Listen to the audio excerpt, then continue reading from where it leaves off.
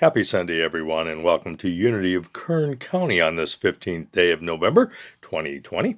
I'm Reverend Chuck, and today we're going to look at how our emotional state of mind influences our transformation process within the human condition. And of course, today's lesson is based upon Jim Rosemergy's book, A Daily Guide to Spiritual Living. And of course, Jim gives us insights and ideas how to deal with the issues that we face as we learn to move through ego's influence, if you will, within the human condition. And of course, if you have questions at any time about any subject matter that we cover here, please feel free to contact me either on Facebook or at my email address, which is revchuckunity@yahoo.com. That's revchuckunity@yahoo.com. And so, as we do each Sunday, we start by affirming the presence of God that lives within us, around us, and through us as we pray the Charles Fillmore prayer. In the presence. I'm now in the presence of pure being and immersed in the Holy Spirit of life, love, and wisdom. I acknowledge your presence and power, O blessed Spirit. In your divine wisdom, now erase my mortal limitations, and from your pure substance of love, bring into manifestation my world according to your perfect law. And so it is. Well, Jim talks a lot about seed thoughts. And it's what we hold in our minds that produce after their kind. And I grew up on a farm outside Niagara Falls, New York, and my father grew vegetables and, of course, grains for market. So when I started the process of transforming my own life, I found seed thoughts to be an admirable way of looking at things, to give me constructive ideas and concepts so I could change outdated life and belief systems that no longer served me. So this process of using seed thoughts was very helpful for me. In fact, Jim writes, and I quote here, "Our thoughts are seeds that produce after their kind. Life circumstances and experiences originate in the mind as a thought. In fact, many of our experiences we have and the circumstances we face often have an emotion associated with our thoughts. For instance, our positive feelings will tell us that our seed thoughts are healthy and will produce good results in our transformation garden.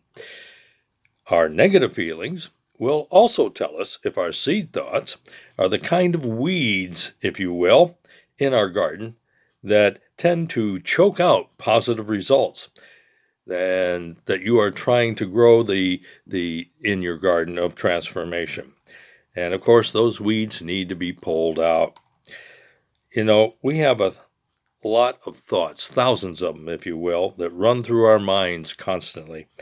But not every one of them, is going to have a positive or negative seed thought attached to them. So they just pass through like wind or rain on any given day in our lives. So we have to keep in mind that the seed thoughts and the respective emotions that are attached to them are the ones that help push us through the transformation process or hinder it. These are the emotional feelings that we need to address if we are going to change any type of behavior or thought processes that belong in our belief system. So we need to learn how to change our thoughts from non-constructive, of course, to constructive. And there is a little example of that, as in this little story told about John. John had a very bad relationship with his father growing up. It left him with lots of emotional damage and baggage as well that was buried deep within his consciousness. As an adult, John would be in and out of several relationships, and they always ended up badly. Finally, he decided to get some counseling. The counseling helped John, and so he began to look forward to better relationships as he got a handle on his negative emotions and how they were affecting his life. After a while, John felt pretty good about life, about himself, and about the people that he was involved with. So he entered into a brand new relationship, and that soon turned into a marriage. And in that marriage, of course, he got a couple of kids. And life was great. It looks as if he had healed his past, and he had a handle on his emotion. However, one day, his kids did something, and it triggered an emotional outburst and a response that he did not like once it happened. What he ended up doing was seeing his dad through him. So he decided to go back to counseling, and this time he learns that he needs to go back and heal the issues that he had with his dad. He never got in touch with those emotions. And he found out that if he did not, they would continue to come up and destroy his newfound transformation. You know, the thoughts that we hold about a person, a place, or a thing that causes us pain and suffering have tremendous emotional attachment. Have you ever noticed that?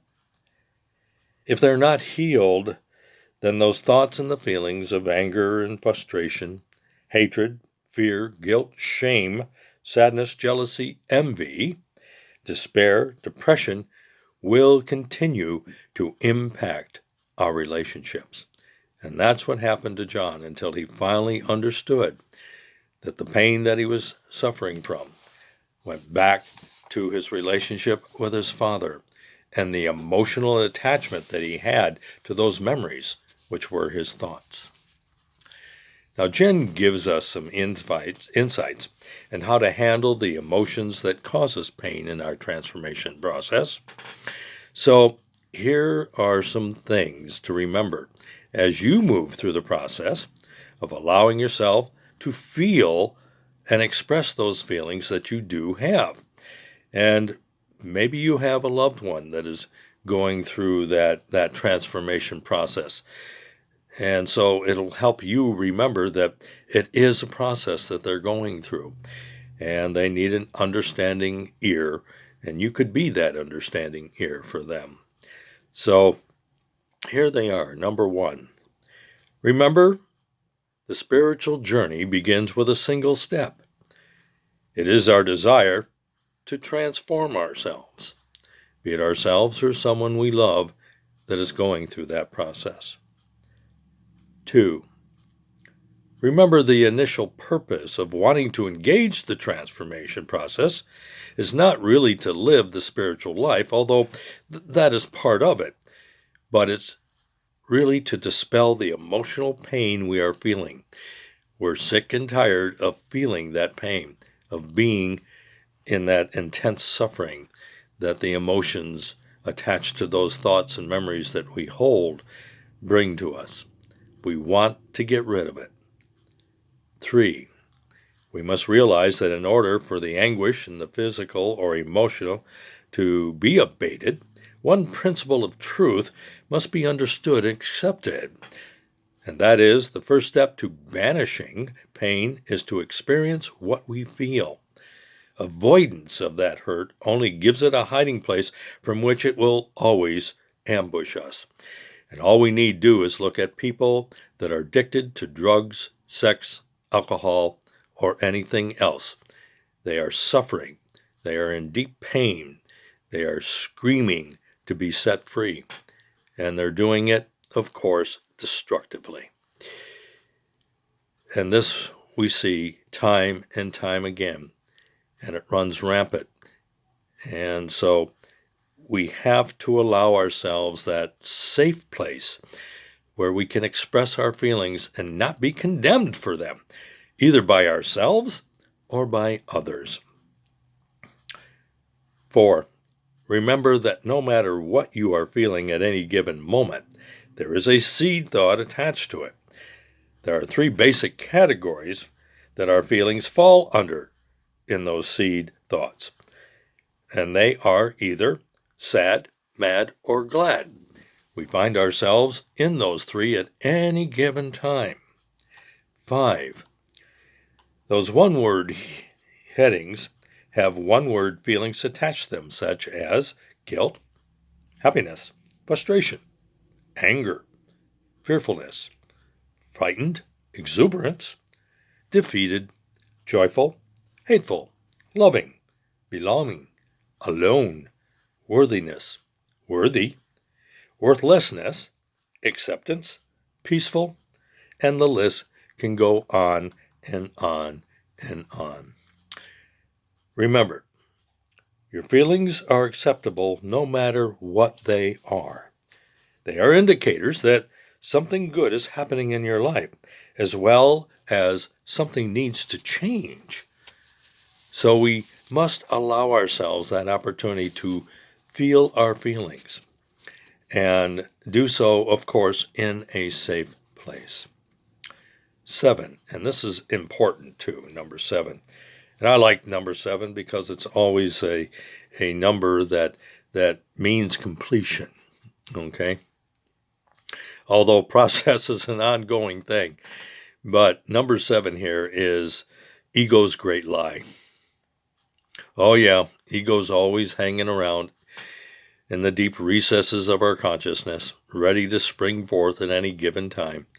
So you have to watch out for this great lie that ego tells us while we're in the process of looking at our emotions and the seed thoughts, so that we can bring about that perfect transformation that we're looking for. And this is what the ego tells us. Some feelings are acceptable and others are not. The catchphrases ego loves to use in the human condition are ought and should. We should be feeling love. You ought to be at peace. Well, the oughts and shoulds of life bring more guilt, shame, and destruction to our mindset than we really stop and look at and see. How many times do you say to yourself, I should be, or I should do, or I ought to have done that, or maybe I ought to do this? Stop and watch the language you use and the thoughts that are associated with that language. And then what are the emotions? What are the feelings? 8. Be ever watchful of ego's attempt to have you label your feelings good or bad. Labeling only causes you to choose between good or bad. It's a feeling, and it's nothing more than just that, a feeling. It's the action that is taken that is important. So instead of labeling, affirm and declare this statement. Spirit guides and directs my transformation process, and I am protected. I refuse to call my feelings bad or good. The anger I feel is simply just anger, and it has no power over me. Something to think about. Number 9. Remember, there are 2 doors that open in your room we call the consciousness. That is where you keep your emotions. Behind one door are the emotions that are life-affirming, productive, and constructive. Behind the other door are the emotions that want to keep hidden and locked away. You don't want anybody to see that. You don't want anybody to be a part of that. But they do come out, now don't they? And of course they do. Because anytime you try to hide something, it finds a way to escape. Locking them up doesn't help. Instead, allow them to be expressed in a safe place. Under the direction of Spirit, you can ask for Spirit's help. Only then will they cease to hold any kind of power over you. And of course, our 12-step programs begin with that. I am powerless. I am powerless over that negativity, that which is destructive. But God, Spirit, the Christ in you, your hope of glory, will always see you through. And finally, number 10, remember that your feelings are your first alert to knowing if something needs to change. Feelings provide an avenue which Spirit can express itself. With that in mind, affirm this: Spirit goes before me now to prepare the way as I live in the here and now. All that I feel has a purpose in my transformation process. Any and all seed thoughts that generate feelings under the direction of Spirit and not ego. I embrace. I let go. I let God. So join me next week, friends, as we look at the possibility that the problems that we face in our transformation process within that human condition may not always appear like they should. And so until next week, I invite you to join me. And I want to thank you for following me on Facebook or YouTube and for the financial support that keeps the Ministry of Unity of Kern County active. So until next Sunday, have a great week and remember to be good to yourselves. God bless you, dear friends.